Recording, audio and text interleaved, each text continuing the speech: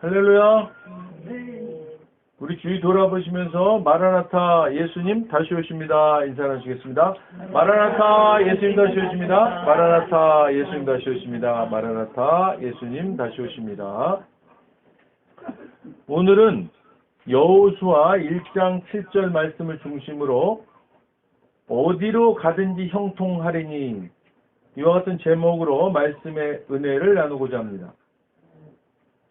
구약 성경의 기록에 의하면 출애굽한 이스라엘 백성들은 젖과 꿀이 흐르는 가나안 땅을 목전에 앞두고 모세로부터 리더십을 이어받은 여호수아와 함께 요단강을 건너 이른바 가나안 정복 전쟁을 시작하게 됩니다.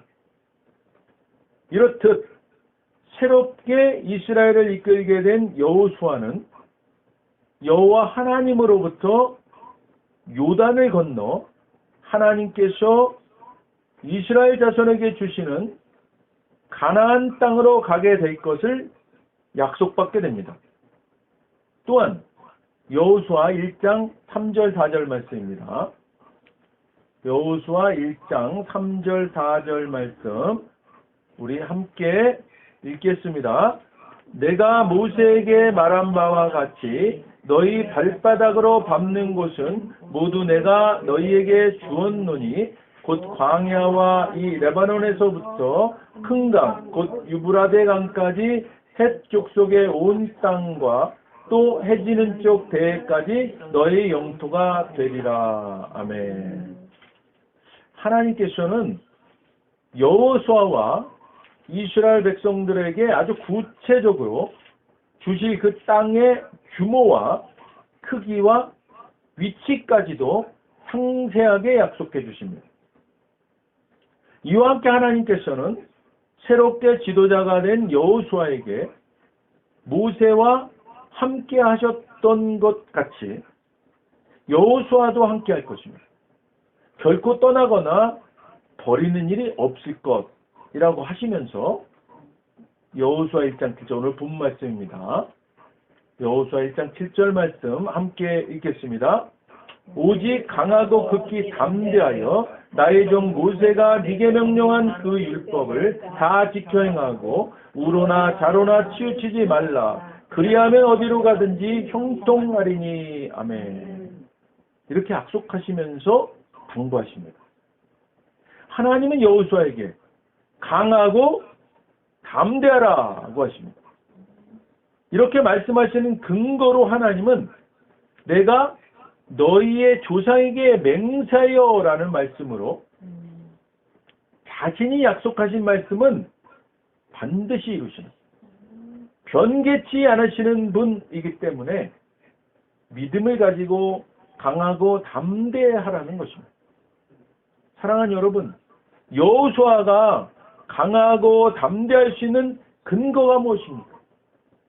그것은 이미 이스라엘 백성들의 조상들에게 언약하신 주님의 약속 때문이지 않습니까? 하나님은 여호수아에게 가나안을 정복하는 싸움에 앞서서 가나안을 들어오지 못하게 된 1세대 그들의 조상들에게 약속하신 언약을 말씀하시면서 그 약속의 말씀을 믿음으로 받아들일 것을 말씀하시는 것입니다. 성경의 역사를 크게 구분해 보면 시내산에서 모세가 하나님으로부터 십계명 율법을 받기 전까지 시대를 은혜의 시대라고 할 수 있습니다. 그러니까 창세부터 시내산까지는 은혜의 시대인 거예요. 근데 이제 시내산 이후의 시대를 그래서 모세가 율법을 받잖아요. 그래서 모세의 율법 시대라 그래서 율법의 시대라고 할 수 있습니다. 이 율법의 시대는 언제까지냐? 예수님이 십자가에서 다 이루셨다 하시고 우리를 십자가의 은혜 아래 놓이기까지 계속되었습니다. 그러니까 예수님이 오시고 나서는 이제 율법의 시대는 끝난 거죠. 자, 십자가 이후로부터 지금을 포함한 거라니까 미래까지를 그래서 은혜 아래에 있는 은혜의 시대로 구분할 수 있습니다. 그러니까 지금은요, 우리가 은혜의 시대에 살고 있는 거예요. 그러나 구약시대 시내산 이후 모세의 율법 아래에 있던 여호수아에게도 하나님은 시내산에서 받은 모세의 율법 이전의 은혜 아래에서의 믿음을 말씀하십니다. 율법 시대에도 은혜를 말씀하십니다. 하나님의 약속의 말씀은 이처럼 시내산에서 율법을 받아 모세의 율법 아래에 놓이게 된 시대에도 믿음의 은혜로 성취되는 것임을 말씀하시고 계십니다. 그렇다면 예수님께서 십자가에서 율법을 완성하시고 새로운 계명을 주신 은혜의 시대인 신약의 지금 이 시대는 더군다나 하나님의 약속의 말씀은 믿음의 은혜로 1.1획도 틀림이 없이 온전하게 성취되는 것입니다. 하나님은 지금 이 시대 믿음의 은혜로 구원받아 하늘나라 백성들, 하나님의 자녀된 은혜 아래에 있는 우리들에게 아브라함과 이삭과 야곱에게 약속하신 그 약속의 말씀을 이루시는 신실하신 분이십니다. 할렐루야. 믿으시면요 크게 아멘 하십시오. 아멘. 믿음으로 아멘 하신 분들에게 하나님은 그 약속을 반드시 성취하실 것입니다. 아브라함과 이삭과 야곱에게 약속하신 그 축복.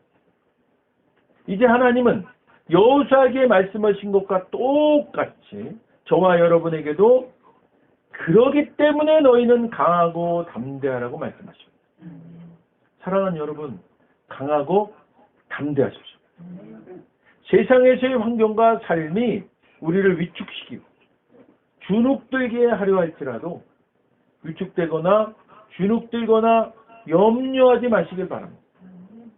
구약의 이스라엘 백성들을 택하시고 언약을 맺으시고 함께하시고 돌보시고 공급하시고 인도하셨던 그 하나님, 지금 우리를 택하셔서 함께하시고 돌보시고 공급하시고 인도하시며 약속의 말씀을 이루시고 계시기 때문입니다. 이와 같으신 하나님께서 여호수아에게 나의 종 모세가 네게 명령한 그 율법을 다 지켜 행하고 우로나 좌로나 치우치지 말라. 그리하면 어디로 가든지 형통하리니 라고 말씀하십니다. 강하고 담대할 수 있는 근거를 말씀하신 하나님이 이제는 형통함에 대해서 말씀하십니다.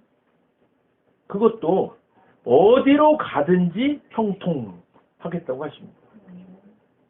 자, 이 어디로 가든지 형통은 율법을 다 지켜 행하고 우로나 좌로나 치우치지 않으면 보장되는 것이라고 하십니다. 사랑하는 여러분, 어디로 가든지 형통하려면 율법을 다 지켜야 합니다. 구약의 모세의 율법 아래 있을 때 어디로 가든지 형통하려면 율법을 다 지켜 행하고 우로나 좌로나 치우치지 말아야만 했습니다. 모세가 여호수아에게 명령한 율법은 십계명을 포함한 창세기, 출애굽기, 레위기, 민수기, 신명기의 모세 오경에서 말씀하고 있는 모세 율법 전체를 말합니다. 실로 이 방대한 율법을 여호수아가 과연 다 지켜 행할 수가 있었겠습니까? 그것은요 100% 불가능했을 겁니다. 그렇다면 하나님은 다 지켜 행할 수도 없는 율법을 다 지켜 행해야 여호수아에게 어디로 가든지 형통하게 하신다고 한 것일까요? 그렇다면 하나님은 애당초 어디로 가든지 형통케 하실 생각이 아예 없으셨으면서 거짓되게 과장해서 말씀하신 것일까요? 사랑하는 여러분, 하나님은 절대로 지키지도 않으실 말씀을 거짓되게 과장해서 하실 분이 아니시지 않습니까? 그렇다면 하나님은 여호수아에게 이 말씀을 하시면서 하나님께서 진심으로 원하셨던 여호수아를 향한 마음은 어떤 마음이셨을까요? 모세의 율법 아래에 있던 구약시대이지만 우리가 하나님의 마음을 정확히 할 수 있는 정답은 신약에서 찾을 수가 있는 것입니다. 구약에서의 의무는 신약에 답이 있습니다. 로마서 3장 20절입니다. 로마서 3장 20절 함께 읽겠습니다. 그러므로 율법의 행위로 의롭다 하심을 얻을 육체가 없나니 율법으로는 죄를 깨달음이라. 아멘. 비록 여호수아가 구약의 율법 아래 있었을지라도 하나님께서는 당신의 진실한 마음을 깨닫기를 원하셨던 것입니다. 그렇다면 여호수아가 무엇을 깨닫기를 원하셨던 것일까요? 자, 방금 읽은 로마서 말씀에 그 해답이 있습니다. 하나님은 여호수아가 그 방대한 모세율법을 자신의 힘과 능력으로는 결코 다 지킬 수 없는 것임을 깨닫고 하나님께 은혜를 구하기를 원하셨던 것입니다. 이처럼 율법 아래 있던 구약 시대에도 하나님은 은혜의 통로를 예비하시고 깨닫고 구하는 자에게 형통의 은혜를 베푸시기를 원하시는 분이십니다. 하물며 예수 그리스도께서 우리의 구원주로 오셔서 우리를 십자가의 은혜 아래에 있게 하신 은혜의 이 시대에 하나님은 당연히 우리를 어디를 가든 형통케 하시는 은혜를 베푸시기를 원하시는 분이십니다.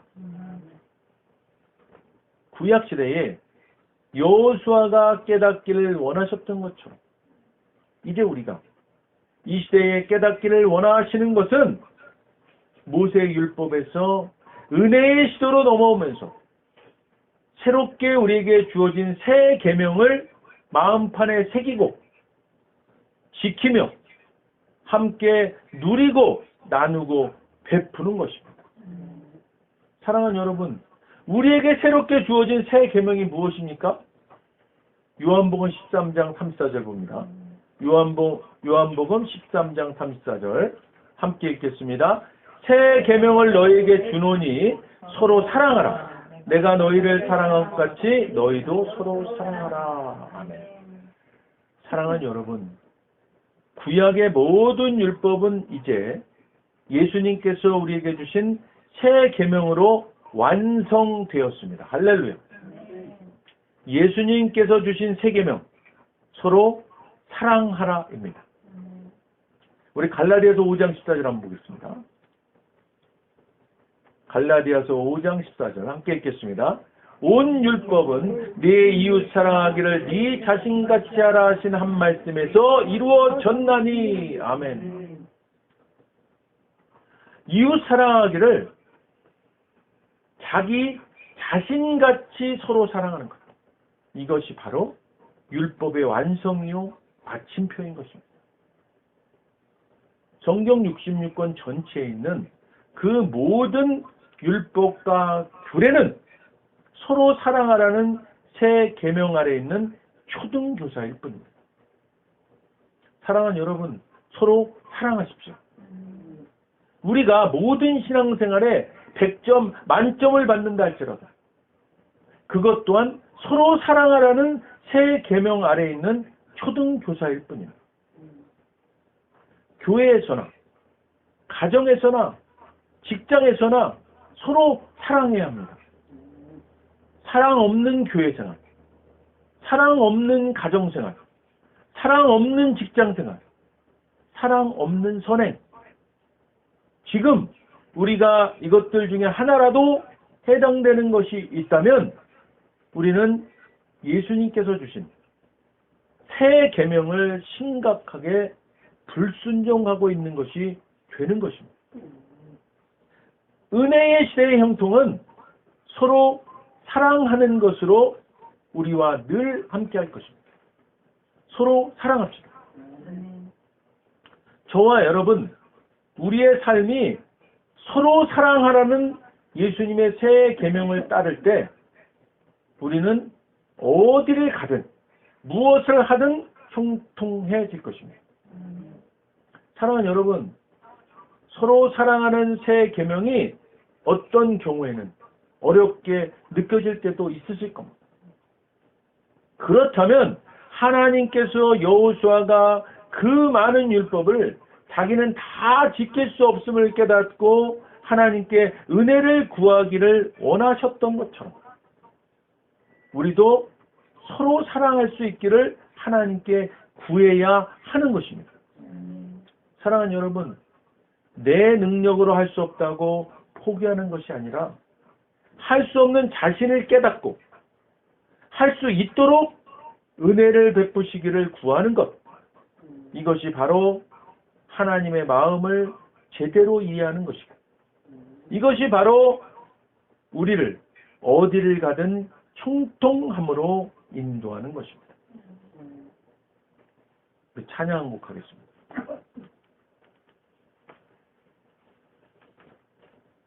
새 찬송가 220장 사랑하는 주님 앞에 1절 3절 화면에 있습니다. 찬양하겠습니다. 사랑하는 주님 앞에 형제 자매 한자리에 크신 은혜 생각하며 즐거운 찬송 부르네. 내 주 예수 본을 받아 모든 사람 내 몸같이 환난 근심 위로하고 진심으로 사랑하세. 사랑하는 주님 예수 같은 주로 섬기나니 한 피 받아 한 몸 이룬 형제여 친구들이여 몸같이 친밀하고 마음으로 하나 되어 우리 주님 크신 뜻을 지성으로 준행하세. 1절 한 번 더 하겠습니다. 사랑하는 주님 앞에 형제 자매 한자리에 크신 은혜 생각하며 즐거운 찬송 부르네. 내 주 예수 본을 받아 모든 사람 내 몸같이 환난 근심 위로하고 진심으로 사랑하. 1절 한번 더 하겠습니다. 사랑하는 주님 앞에 형제 자매 한자리에 크신 은혜 생각하며 즐거운 찬송 부르네. 내 주 예수 본을 받아 모든 사람 내 몸같이 환난 근심 위로하고 진심으로 사랑하세. 기도하겠습니다. 하나님 아버지 감사합니다. 하나님께서 신약 이 시대에 우리 살아가는 것 새 계명으로 살아가라고 말씀하셨습니다. 우리가 이 땅에서 살아가면서 형통하기를 원하는데 주님께서는 그 형통이 서로 사랑하라는 새 계명으로 형통해진다고 말씀하셨습니다.